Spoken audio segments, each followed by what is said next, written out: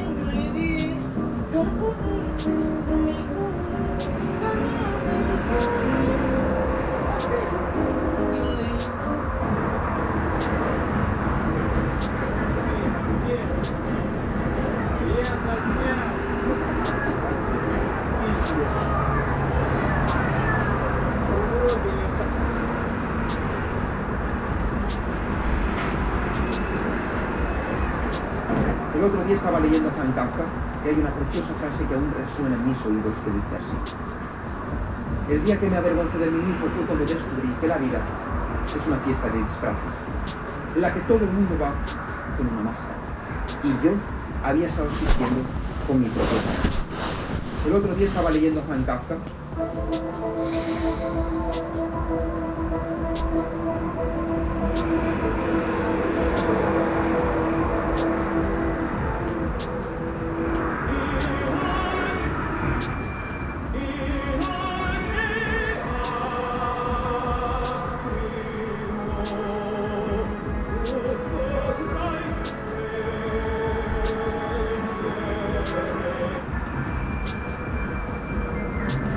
¿El universo temprano era un caos o eso pensábamos? Lo mismo una vez por semana. En resumen, que es una herramienta.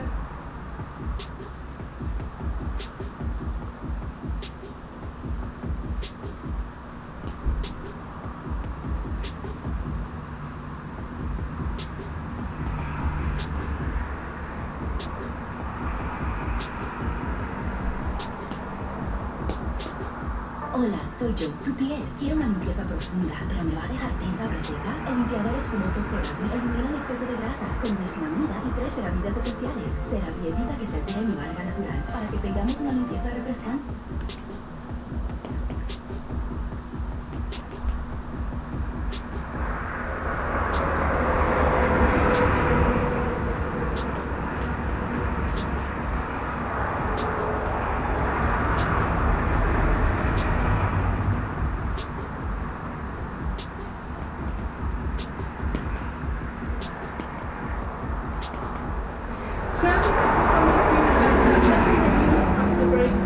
You can use it as part of your daily skincare routine up to twice a day. Wet your hands and face with lukewarm water. Then dispense a small amount of cleanser onto the palm of your hand or fingertips. Blend it between your hands and apply it to your face. Gently massage the cleanser into your skin, focusing on areas where you have ocular breakouts. So now leave it on the skin for 1 to 2 minutes so that the cleanser can work before washing it off. Then rinse your face well with lukewarm water. Remove them 4 times.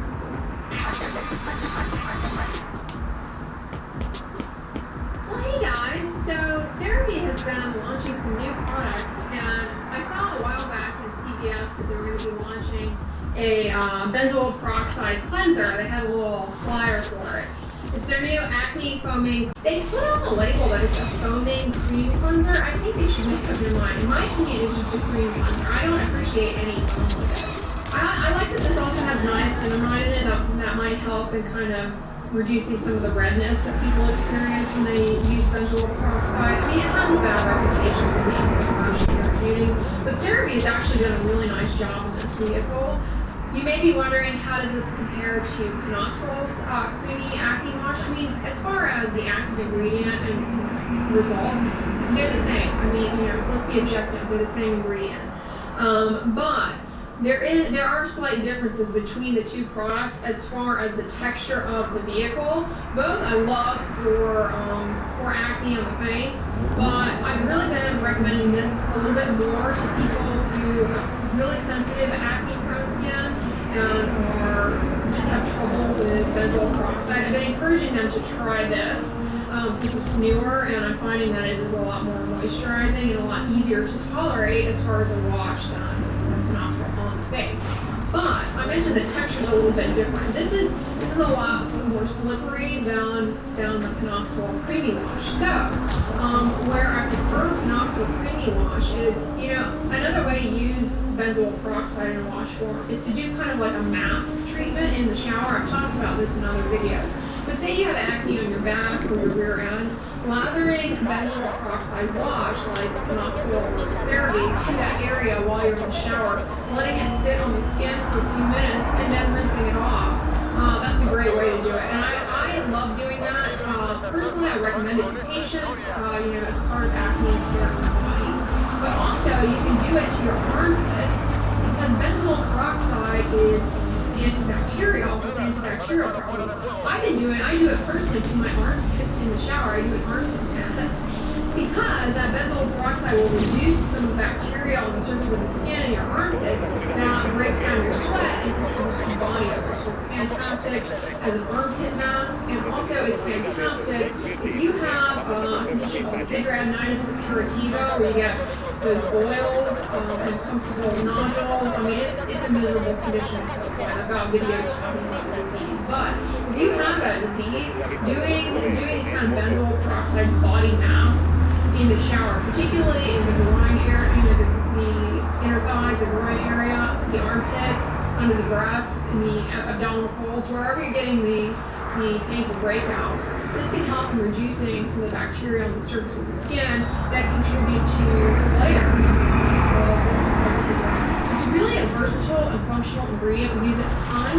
It's been around for a long time.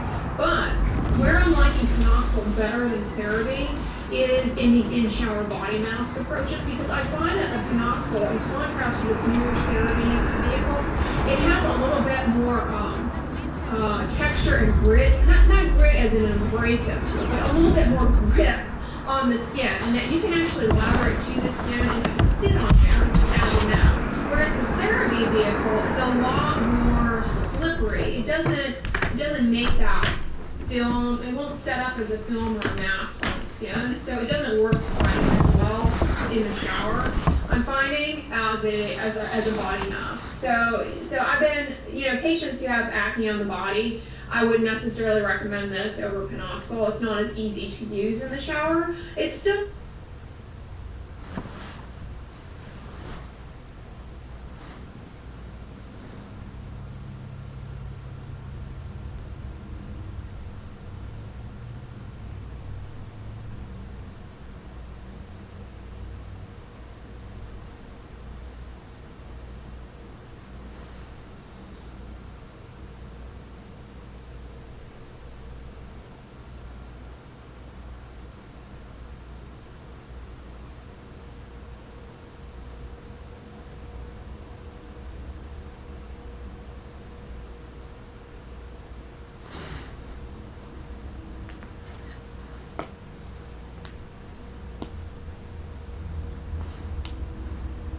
going to be effective if you can lather to that area. It's just trickier to get it to kind of stay on the skin while you leave it on there for a while. But it's pretty easy to tolerate. I've actually noticed, I used to use benzoyl peroxide myself on the face for acne control, but I no longer really do that. And from time to time, I'll do it with Penoxyl just to kind of get my toes back in the water and remind myself of what it feels like to use benzoyl peroxide wash, since I talk about it to patients a lot.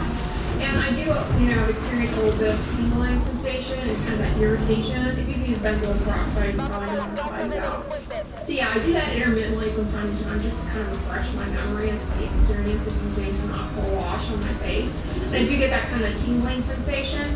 I find that is less noticeable with this. So if you have really sensitive skin and you've been advised to use a benzoyl peroxide wash, consider this over the Penoxyl. I think you'll tolerate it a little bit better. So I mentioned the benzoyl peroxide. It's a mainstay of the management of acne. I mean, it's a really helpful ingredient, although it's hard for patients to tolerate. Boom time. Xfinity Wi-Fi is booming. I love if you get the best internet, number for $40 a month for a year. devotion, blend of round, warm, and sensual notes. From the comforting embrace of hazelnuts to the vibrant freshness of orange blossoms from Madagascar vanilla, a sweet reminder. That's one of the fantastic things about benzoyl peroxide is that the bacteria on your skin cannot develop resistance to it. It can't mount resistance to it. And when you use it along with oral antibiotics or topical antibiotics, it lowers the risk of bacteria developing resistance to those antibiotics, whether it be topical or oral. So I always recommend for my patients who are on oral antibiotics for acne to use benzoyl peroxide. But many people with acne have really sensitive skin, and doing the benzoyl peroxide thing is miserable. So, I always suggest a phenoxyl cream wash because it's pretty easy to tolerate, but for the face in particular, where your face is a lot more sensitive than the skin on the rest of your body. For the face, I've been recommending a little bit, encouraging patients to consider over the phenoxyl if they've had issue with phenoxyl, because I do find it's just a little bit gentler, a little bit more like almost a soothing, nourishing feeling to it. So long as you're using it, I find that in helping patients choose one, I tell them you might actually find that this doesn't burn and sting as much when you use it. But as far as guiding patients as to which one to choose, if they've got body acne or hidradenitis suppurativa, and I'm wanting them to try and use it in the shower as a body mask, then I'll tell them to use phenoxyl because it stays on the skin better. But long story short, this is a great product. I think it's very useful for people, particularly with acne on their face, who have issue trying to find a benzoyl peroxide product that's not irritating. So give this a try. CeraVe did a really good job with this. Maybe they'll come out with one that's more of an acne body wash next. I could see them going in that direction. That'd be great if they did. Maybe one that had a little bit more staying power for doing these body masks. But yeah, it was great, and I think they did a good job with it. But yeah, the formulation, it has ceramides, it has niacinamide, and sodium hyaluronate. It's kind of CeraVe's signature bag of tricks, as I call it. I think they just have a mixture of ingredients that they put in everything. And it really makes for a nice moisturizing vehicle, and that's the case with this. It's not, benzoyl peroxide by itself is incredibly drying, and the way they've developed this, they've really, really, really mitigated the irritation substantially from BP with this. Comment below those of you who have used it, or if you've used phenoxyl in the past, how you think this compares. Personally, I think it's great, and I think it's definitely worth a try if you're in the market for a benzoyl peroxide wash, particularly if you've had no success in the past with BP, it's been too drying and irritating. I think this would be a good one to consider coming out. So yeah, I hope this video was helpful to you guys. If you liked it, give it a thumbs up, share it with your friends, and as always, don't forget, to subscribe. I'll talk to you guys tomorrow.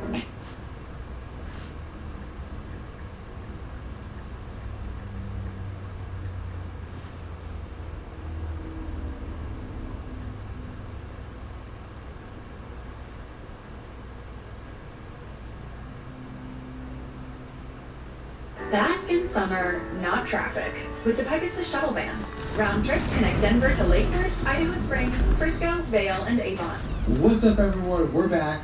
Dr. Maxfield, Dr. Shaw, and welcome back to our channel, Dr. Lee, where we talk about all things skincare and dermatology. We are jumping back into our series that was requested by all of you in our community post, which is creating more routines around different skin conditions and skin types. So today, we're going to be able to create an acne routine. Now, when we create these routines, they're not really for everyone, but this is just a general idea of what a really good acne routine looks like. We'll talk a little bit about how to treat acne, what causes acne, and why we're choosing certain ingredients and certain products when we're creating these routines. But that's the goal today. Yeah, exactly. I think they're an important distinction. Like that's the whole. I was going to say thrust, but I can't think of an alternative. So thrust of the whole channel. Everything we bring forward is to help you just make deliberate decisions, piecemeal, pick apart, tailor it towards your skin, and because every skincare routine is personalized. Even in the office, I tell people, this is something we're going to come back to in a few months. Everyone's skin reacts differently, and we're going to tailor this towards your skin. So do the same. Pick it apart, see what works for you. We're going to just provide you the tools to build an acne routine. You know what a good analogy is here? Say, for example, you go to the store and you buy a dress. or you buy a suit. Now you buy the suit in the size that is fitting your shoulders in general, but it doesn't necessarily fit your body. It doesn't fit you in the sleeves, but the overall fit's pretty good, but it's not perfect, right? So then you go to a tailor, and that tailor is you. Right, so we're giving you the suit sort of off the rack, and you need to make little tailor-made changes to it. This is such a good. I'm so proud of myself. That was a terrible launch. I don't know, did you buy this? It's like this is a better analogy for like 1930. No, what do you mean? People buy dresses, like you buy a dress and then you shorten it, you make the sleeves longer, you make the sleeves shorter. How many of you use a tailor in our audience? Like 1%, 0.1%. This is everybody. Okay, well I thought you would. By the way, join our Facebook group, join our newsletter. That's our housekeeping stuff. All things acne routine. Here we go. We talked about acne before. We did a video on rosacea. Qué mogólico, boludo. Rosacea as No apuntes, coso. looks, but it's important that you realize like not all things are acne. So before you dedicate your time, effort, money, energy to invest in building an acne routine, just make sure that's what you're actually doing. Right. So we did a video in the past. It was like, is this acne, is this rosacea, or is this something else? And we can link it above so you can watch that video. But the idea was that what I was seeing a lot of, especially in my direct messages, which I don't respond to direct medical questions in the comments, by the way, but I was seeing a lot of people send me pictures of rosacea in their face, because I looked at the pictures, and they would say, like, this acne routine is not working for me, and I wish I could respond and say, hey, you don't have acne, you actually have rosacea. So getting the correct diagnosis is super important, and having a board-certified dermatologist do that is going to get you in the right direction. There's a company called Cortina that saw that video. They reached out to us to sponsor a video in the past. This video is not sponsored, but what they said that they would offer to our audience, which I think is pretty cool, is that they would give everybody a free diagnosis to make sure that they were on the right track with their skincare journey. So what you do is, we'll put a link below, click on the link, you'll answer some questions, you upload some pictures. It's not going to end up in like the deep web on the cloud somewhere because this is all like paper compliant. They can't like pass your information out. But basically, they have a board-certified dermatologist look at your photos and give you the diagnosis. No requirement to buy anything, but they'll give you the diagnosis to make sure that you're at least have the right diagnosis to go on the right path for your skincare journey, which I think is pretty cool if they're giving that to Dr. Wallace. And this was literally made for our channel because of that video, which is why it's so cool that we have this community. But today, let's talk about this acne routine. So for acne, we talked about the deep principles of it. Basically, with hormones changing skin, you get an increase of oil production, which clogs the pores, that helps bacteria thrive, which causes inflammation, and those are your tenets of acne. And so everything you use should be tailored towards one or all of those 4 steps. We've done a lot of videos on acne in the past that you can watch. But we're going to just simply build you a routine at this point, and we're going to follow that cleanse, treat, protect algorithm that we always have. So for acne, you could always use a regular cleanser in your cleanse step, so we'll start with the night routine, but there's also a lot of good acne-specific cleansers out there. And what ingredients would you look for in an acne cleanser? These 2 ingredients are actually ingredients I like better in cleansers than I like as leave balms. There's nothing wrong with leave balms, but I really love how they function in cleansers, and that's benzoyl peroxide and salicylic acid. They both have unique properties. Benzoyl peroxide, leave balms. There's nothing wrong with leave balms, but I really love how they function in cleansers, and that's benzoyl peroxide and salicylic acid. They both have unique properties. Benzoyl peroxide is pretty drying, but I do think it's the most effective ingredient. It really kills bacteria prolifically. It really complements and elevates a lot of other ingredients, like synergistic. And then additionally, it modulates inflammation. It's weird to say something is like anti-inflammatory when it's irritating sometimes, but it kind of modulates the acne inflammation as well. I agree, yeah. So benzoyl peroxide is one ingredient I find that some people just cannot tolerate at all in their skincare routine. So it's not like just sometimes mild irritation for some people. Some people sometimes it's really, really bad. And so definitely listen to your skin, but for people that this does work for, it works phenomenally well for. For the face, I mean, even the studies show that you don't need mega high doses of benzoyl peroxide for it to be effective. In fact, lower doses have been shown to be just as effective. So I would look for 4% benzoyl peroxide cleanser, especially for the face. CeraVe has an acne control foaming cleanser, and that's not whatever it's tricky. We'll put the picture up, and that's their 4%. And Panoxyl also has a 4% benzoyl peroxide cleanser as well. And the one I was reaching for, and I inadvertently threw them off here, sorry. It's the Sealant Factor came out with this Gentle Clear line, and they have a complexion thinning BPO acne cleanser that's a 2.6% BPO. But what I like about it too is micronized. It has zinc topically and liquid. This line is BPO acne cleanser that's a 2.6% BPO. But what I like about it too is micronized. It has zinc topically. Here, sorry. It's the Sealant Factor came out with this Gentle Clear line, and they have a complexion thinning 4%. And Panoxyl also has a 4% benzoyl peroxide cleanser as well. And the one I was reaching for, and I inadvertently threw them off here, sorry. It's the Sealant Factor came out with this Gentle Clear line, and they have a complexion thinning BPO acne cleanser that's a 2.6% BPO. But what I like.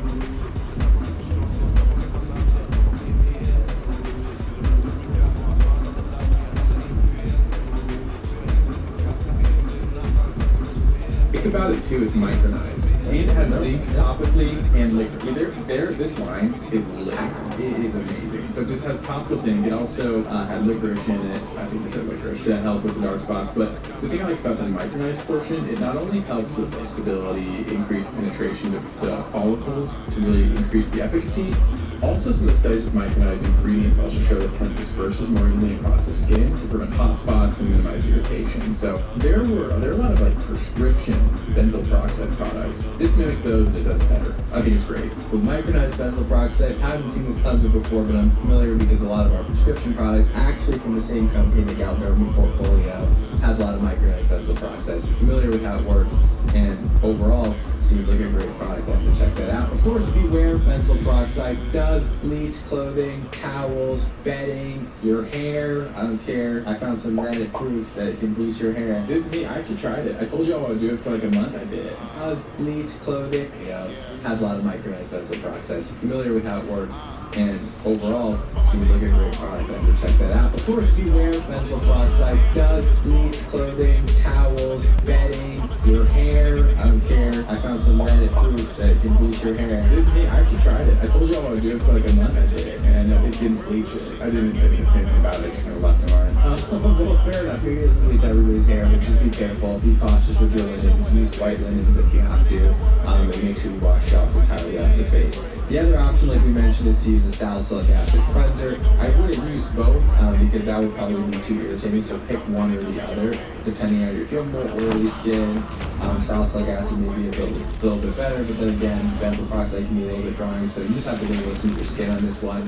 The CeraVe Acne Control Gel Cleanser has 2% salicylic acid in it. The Incubus has one too, I think, also affordable, 2% salicylic acid cleanser as well. So that's where I would start with your night routine. Pick one or the other. The second step of our treat part of this routine, what are we going to do? I can say red noise, right? We're at nighttime. And we can start with a foundational ingredient. I would start pick and prioritize the one that's going to do the most. We find that derms do this in the office a lot. There's a lot of layering questions. I talk about this sometimes, but a lot of derms just emphasize the red noise. Make sure you get that on the skin. This can be your first step. Just try to make sure you incorporate this. So there's a couple of, actually, feel like a lot of different options here. One really common, amazing option is adaptogens. We talked about this before. There are a lot of studies showing that this is comparable in efficacy to the lower strength prescription tretinoin, and that it's also less irritating. So if you're going to really try to commit to one really common ingredient, purely in terms of efficacy, this is it. If you could abandon everything else, and you said, okay, listen, I have $30. I gotta pick one thing. It would be adaptogene. Adaptogene is probably the most effective ingredient that we find over the counter for all forms of acne. It solves many of the problems that we have with acne, and it's very, very well tested. It used to be a prescription, now available over the counter. Available from Different, also available from the Roche Adaptogene. Find whichever one is cheaper for you and go with that. Of course, in this treatment phase, you also have the prescriptions that are available from your dermatologist or a teledermatology service. We mentioned 14, and of course the acne as well. But this is where you put those treatment routines. So that would be where you put your tretinoin, you put your clindamycin, or whatever's prescribed for you would be also in this treatment phase. But if you don't have access to those, over the counter, definitely adaptogene. And then last, night routine, protect. So protecting at night, contrary to what I used to believe, Dr. Shaw does not wear sunscreen at night, and neither should you. You don't need to. So the protect at night is really just based off of moisturizing. Acne ingredients can be irritating, so this step can actually be very important. Not only offset the irritation and help you use those acne ingredients better, but also just protect that skin barrier. So this can be based off of your skin type. So some people have dry acne-prone skin, some people have oily skin. We've talked about multiple mattifying moisturizers before. The Tularane Ultra mattifying moisturizers.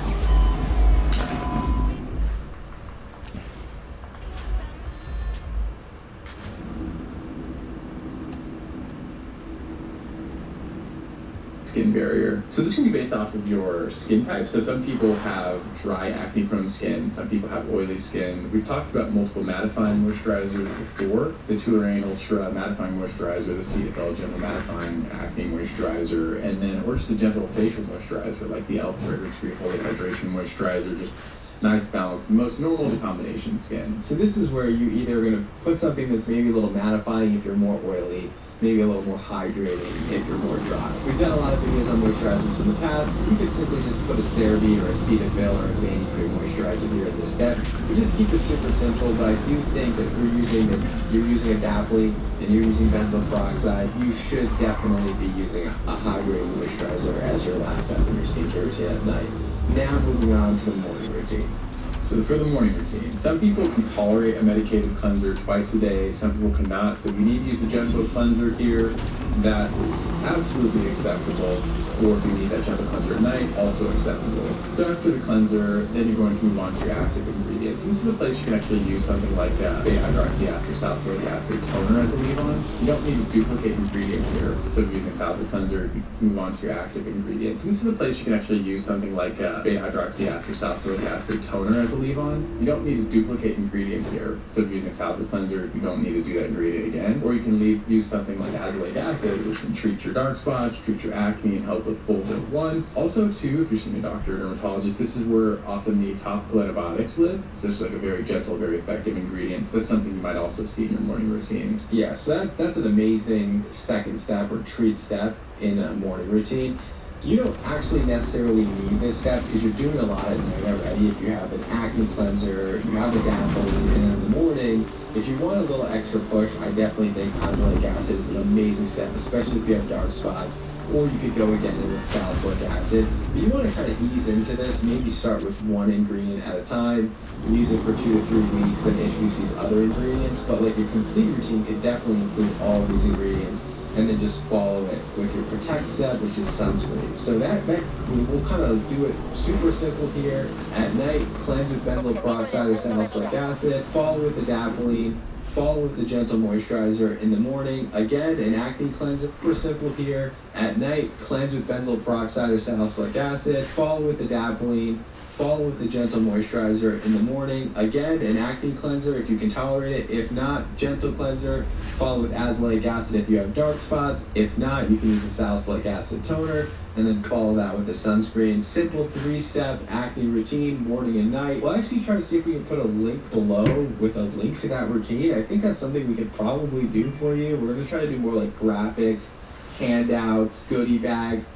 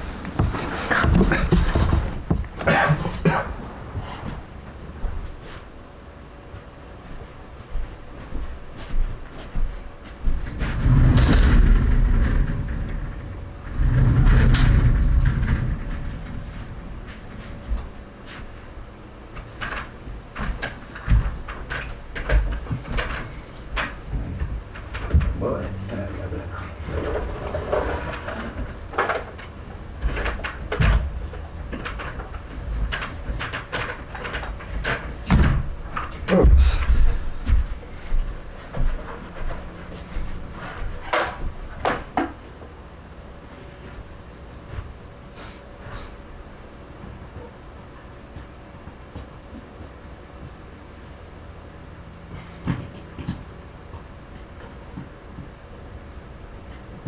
No, qué curioso.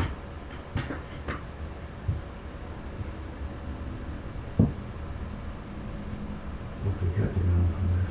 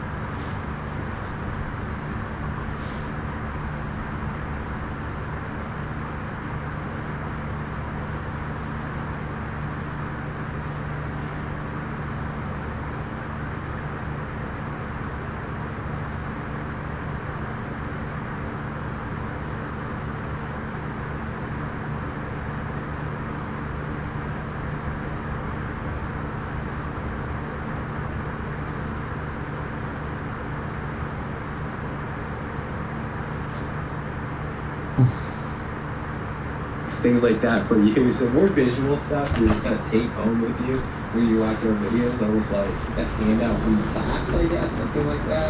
Yeah, because everybody loves homework.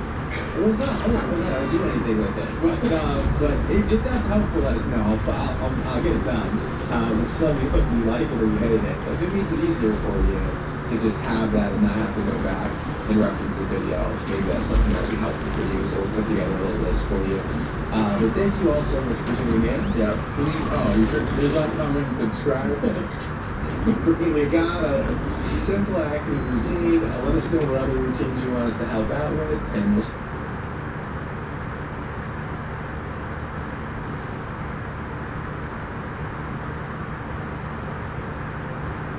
the one that's going to do the most. And you'll find that derms do this in the office a lot. Okay, there's a lot of layering questions, and I talk about this sometimes, but a lot of derms just to emphasize the retina. Make sure you get that on the skin. This can be your first step. Just try to make sure you incorporate this. So there's a couple of, actually there's I feel like a lot of different options here. One over the counter that's an amazing option is adapalene. We talked about this before. There are a lot of studies showing that this is comparable in efficacy to the lower strength prescription tretinoin, and it's also less irritating. So if you're going to really try to commit to one over the counter ingredient purely in terms of efficacy, this is it. If you could abandon everything else and you said, okay, listen, I have $30, I gotta pick one thing, it would be adapalene for me.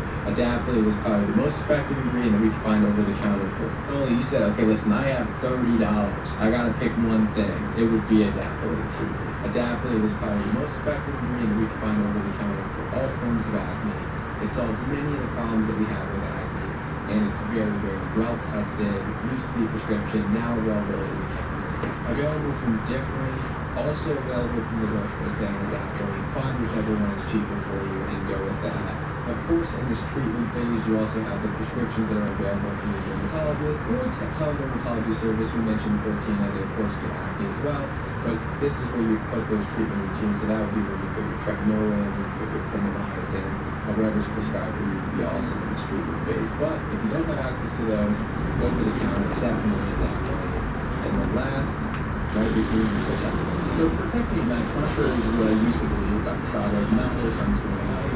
Usually we're shooting, you don't use it. But the protect at night is really just based off of moisturizing. An acne ingredient can be irritating, so this step can actually be very important to not only offset the irritation and help you use those acne ingredients better, but also just protect that skin barrier. So this can be based off of your skin type. So some people have dry acne-prone skin, some people have oily skin. We've talked about multiple mattifying moisturizers before. The Tularane Ultra mattifying moisturizer, the Sea Belgium mattifying acne moisturizer, and then or just a gentle facial moisturizer like the Elfra, which we call a hydration moisturizer, just nice balance, the most normal combination skin. So this is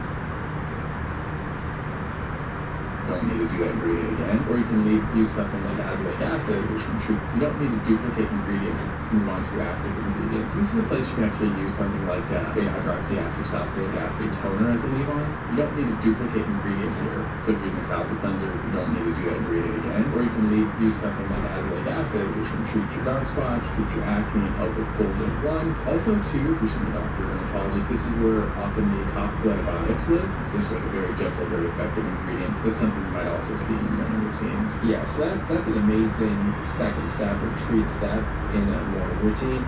You don't actually necessarily need this step because you're doing a lot at night already. If you have an acne cleanser, you have a adapalene, and in the morning,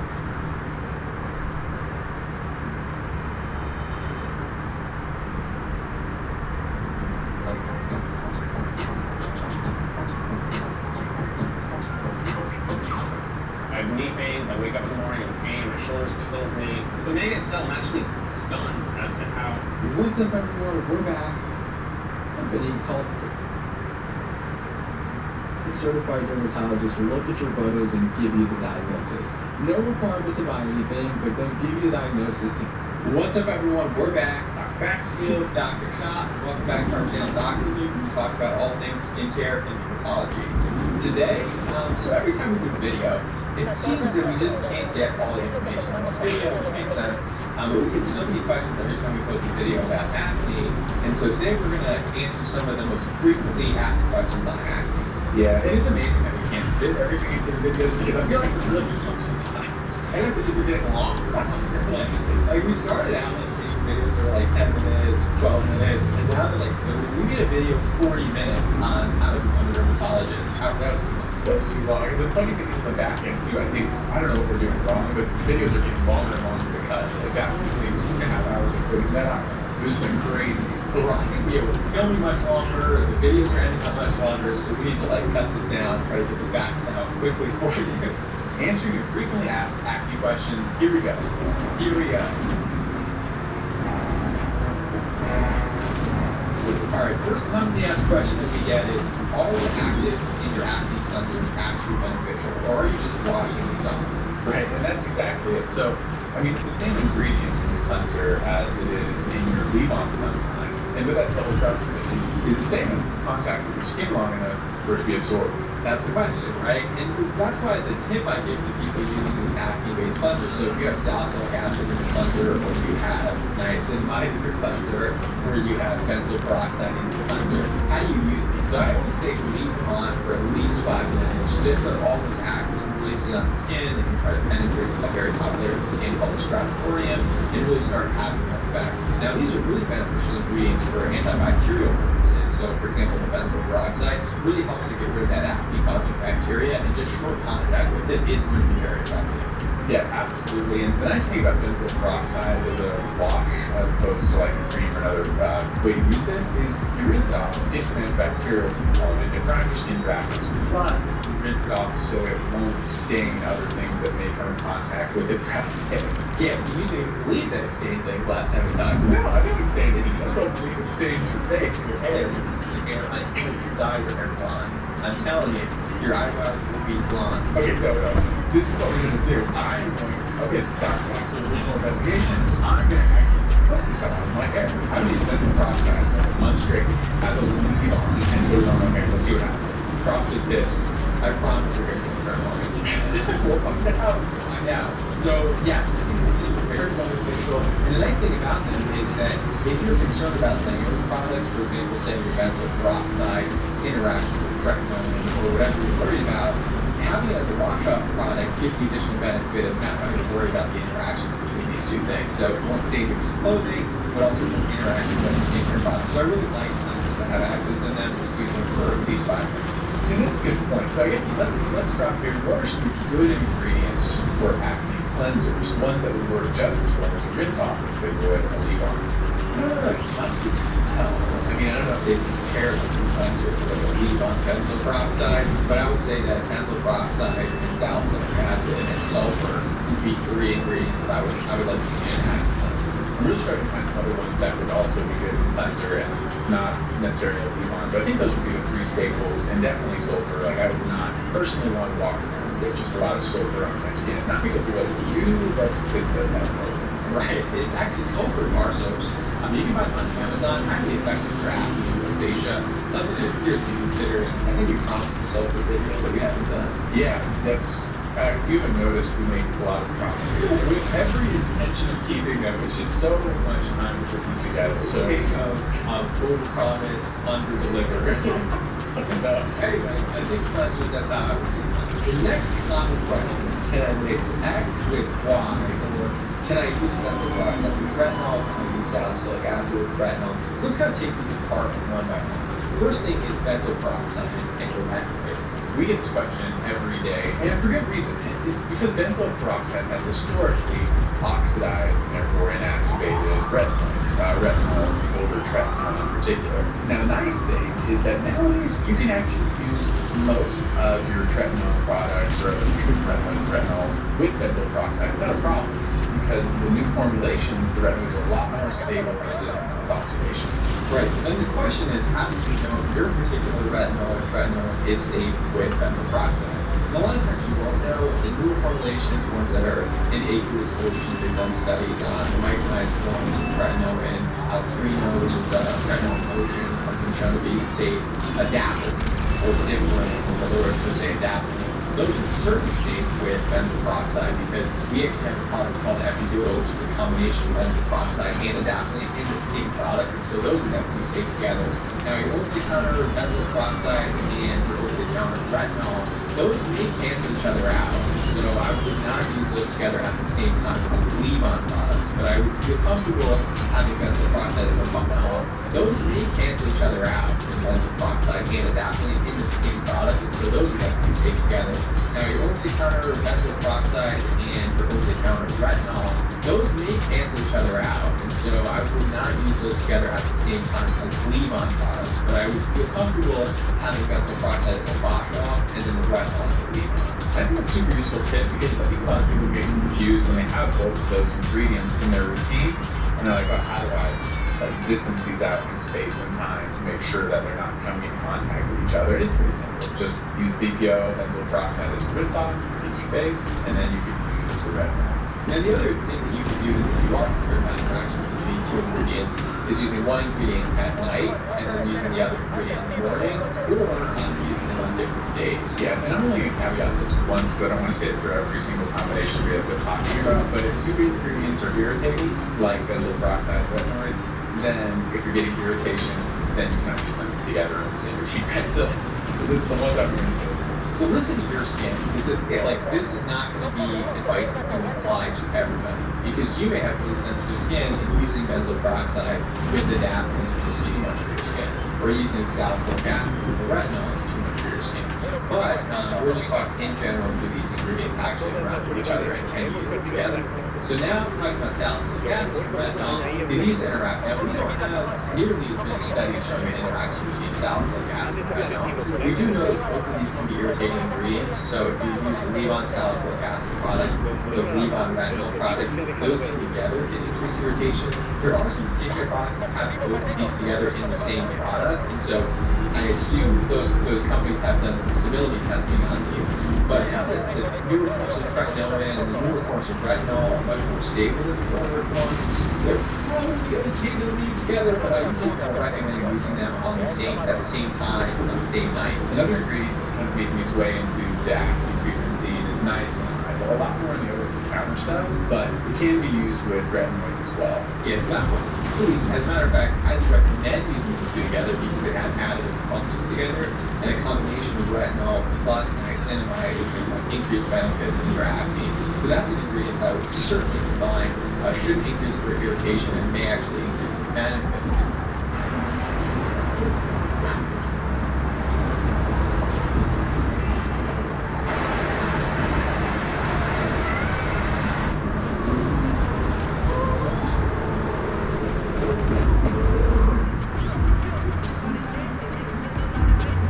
And the last thing I'll say about mixing ingredients is that if you're starting a new routine, and it's a great active routine, introduce things slowly.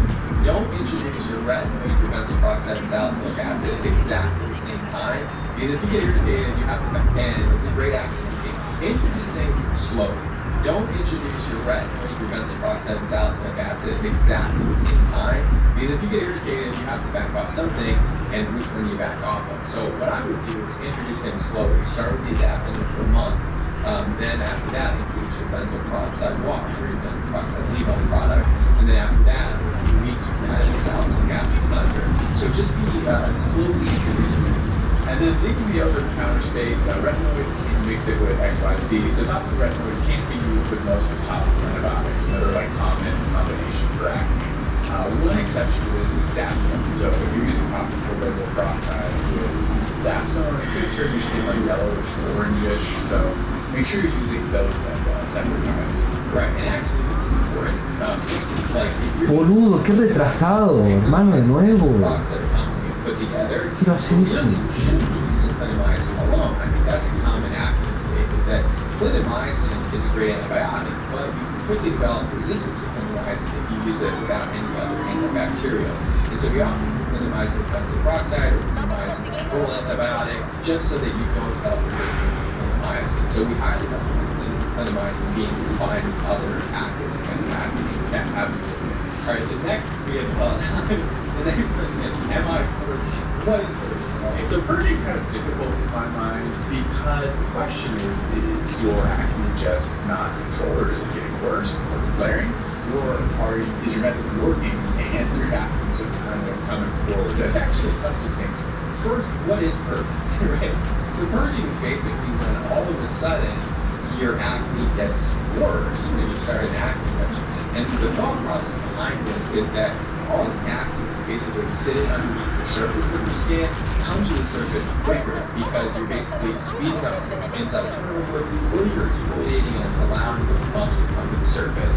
And so it does happen. I believe this happens quite frequently, especially when we start people on retinoids. I think this is like a fair point because especially with retinoids, especially systemic retinoids, you do see people flare a little bit initially, where you see like new lesions start to come out. But again, because your cells are turning over more quickly, and also because the acne treatments that you're using, whether it's Accutane or whether it's oral antibiotics, like really strong things, it still takes time for them to actually kick in. So there's this period where skin cells are turning over, but your medications aren't like 100% in. So you really have to, for whether or not your acne is getting better or getting worse, purging, not purging, one thing you have to do is just wait. You need to wait that 2 to 3 months, and we'll talk a little bit about this in a second. You do need to wait a little bit of time just to make sure that your acne medications are actually working. If you don't give it enough time, you won't get through that purging phase. Yeah, and I think the important distinction here is, one, if you're purging, don't put on more treatments because they might actually be working despite this like little temporary flare. But two, if you do notice you have like crazy purging, especially if you're on systemic retinoid, like you're getting tons of new cystic lesions, tons of inflammation, let your dermatologist know. We actually want to hear that because the goal here would actually be to calm down that inflammation while the other medications are still kicking in. Right, and that purging can be so bad when you start something like Accutane or isotretinoin that we actually have to give you systemic steroids first in order to prevent that from getting horrendously worse. So it does happen. You just need to keep in mind that if it's getting really bad, the dermatologists know, but you do need to get through that initial few months in order to see it actually have an effect. Now the next question is it acne purging, or are you allergic or getting too much irritation from the product? I think that may be a little bit easier to distinguish. One, acne is going to occur in normal acne occurring. So if you get acne on the jawline, if you get acne on the forehead, purging is going to see pimples accelerate in those areas. Whereas irritation will occur like on the eyelids, or will occur in areas we don't normally have acne, but now you have redness in these areas. Yeah, I think that is a pretty good distinction and something you can make. Right, so if you are getting irritation, that's when you want to back off. And if you're getting purging, this is where you want to continue with your treatment regimen. So important to distinguish between these two. Alright, the next question that we get a lot is, how long do you have to wait? So this is sort of a segue from the previous question. How long do you have to wait to actually see a benefit with your acne regimen, or when you need to consider switching? And so I want to first show Dr. Maxwell's video I just came on yesterday. Okay, so I don't know if you've seen this video of Madison raving about this face wash, but it's only $10, so I had to try it. She claims that this is what got rid of her acne. I don't know about that. I don't think it's just the face wash, but I'm going to give it a shot. I just just took a shower. I still have a little makeup on, so I'm gonna try to see if this will remove it and just how it reacts with my sensitive skin.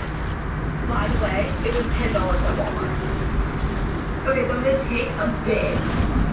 I'm gonna like start rubbing it on my face and just how it reacts. Things that this is what got rid of her acne. I don't know. Okay, so I don't know if you. Previous question, how long do you have to wait to actually see a benefit with your acne regimen, or when you need to consider switching? Is that one I'm going to show that next week's video I just did on yesterday? Okay, so I don't know if you've seen this video of Madison raving about this face wash. That's only $10, so I had to try it. Is that one I'm going to show back next week's video I just came upon yesterday? Okay, so I don't know if you've seen this video of Madison raving about this face wash. That's only $10, so I had to try it. She claims that this is what got rid of her acne. I don't know about that. I think it's just the face wash, but I'm going to give it a shot. I just took a shower. I still have a little makeup on, so I'm going to try to see if this will remove it and just how it reacts with my sensitive skin. By the way, it was $10 at Walmart. Okay, so I'm going to take a bit. I'm going to like start rubbing it on my face. Side note, it smells so bad. Or it smells like chemicals. Anyways, I'm gonna like scrub around and update you. Oh my god. It's actually feeling really like clean. Like I feel refreshed, which is so nice. It definitely brought out a bit of my redness, but so far I don't mind it. I'll give it like a 7 out of 10. Alright, so what's interesting about this video was that first, if Madison Beer actually did do this video, it said that Panoxyl or a cleanser that has benzoyl peroxide in it was something that really helped her acne. And actually that's great because it is an ingredient that has that level 1 grade A evidence.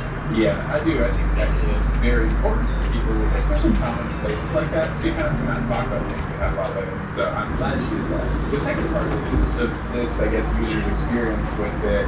You could rate it in terms of like your initial sensation, your initial experience at first date, but she really can't make any judgment call about how it's working for her at all. Yeah, definitely. I think you can say, I didn't really like the way it smelled, and she mentioned that really make this important for people that are trying to decide whether or not they want to use the product. But 7 out of 10 in efficacy, you would need to evaluate over a longer period of time. So I would say 2 months minimum, and then 3 months on the kind of high end. If you're not seeing a benefit in 3 months, that's when you need to like consider a new treatment alternatives. And that's kind of one of the frustrating things about acne. Actually, with where we lose a lot of people who are trying to get this treated really effectively is just, it's really hard when you're looking in the mirror and kind of seeing things that you want to improve.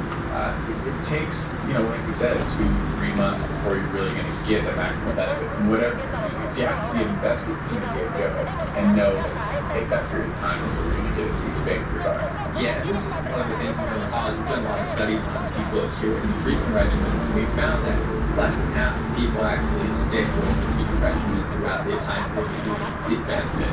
So one of the biggest issues is not using a treatment plan long enough to actually see a benefit. And so you kind of have to have hope and trust in the system, which is a lot of times in our patient encounter, really trying to build trust with the patient so they can actually follow the treatment regimen through this potential purging aspect, this blindness aspect that you may have with the retinol, and then get them to that goal line in 3 months where they're actually starting to see benefit in their skin and improve their confidence and actually start to have improved self-image.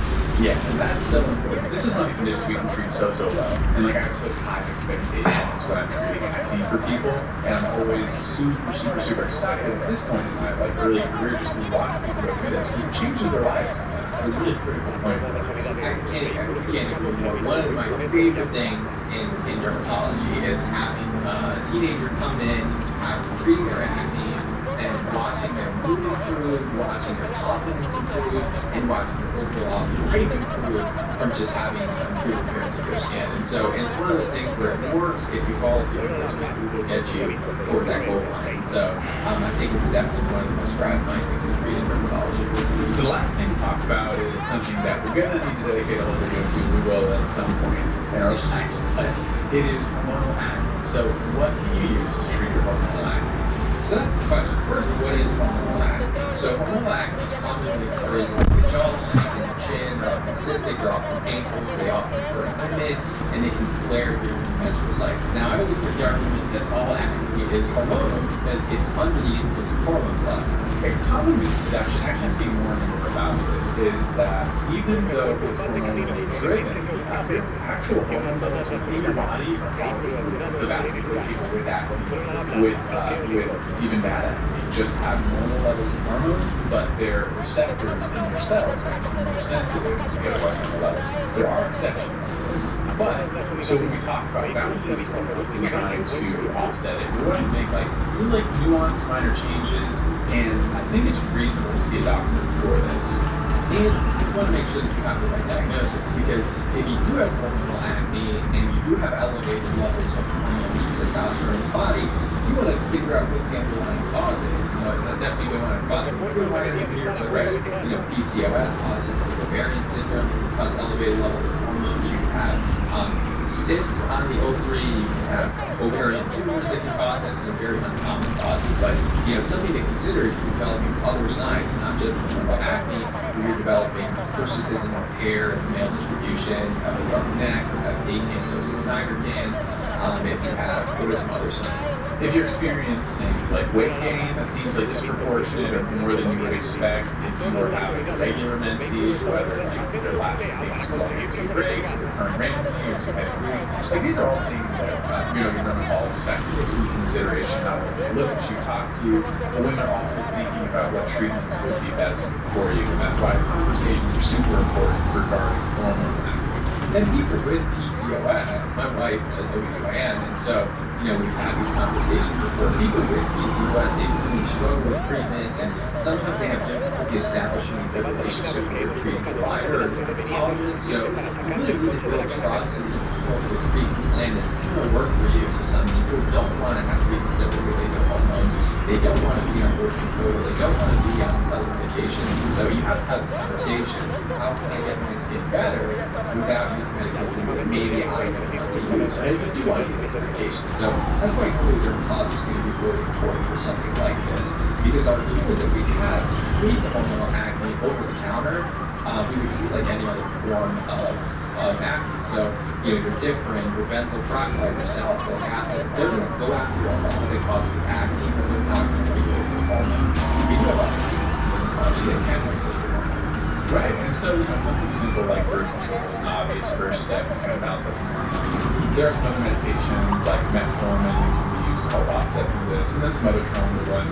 Now, spironolactone is a medication that I think is an excellent choice. Lots of studies behind this for blood pressure medication have lower doses that help just mildly decrease the androgen or kind of those masculinating hormones that can contribute to acne.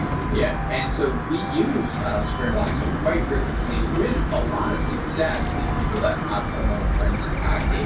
Some people benefit when they have hormonal forms of hair loss as well as spironolactone. Now this is something you can't use in pregnancy. This is something that can be used in males, but in women it can be very, very effective in treating acne. The other option that we have is topical treatments, topical spironolactone, which is only available as a prescription, but companies like Apostrophe are companies that do offer a topical spironolactone that does have data on it to show that it is effective for hormonal acne. And then hitting the market soon is something called Winlevi, and I think we mentioned it in our live Q&A, but it's a medication to show that it is effective for topical spironolactone, which is only available as a prescription, but companies like Apostrophe are companies that do offer a topical spironolactone that does have data on it to show that it is effective for hormonal acne. And then hitting the market soon is something called Winlevi, and I think we mentioned it in our live Q&A, but it's a medication that does block the androgen receptor.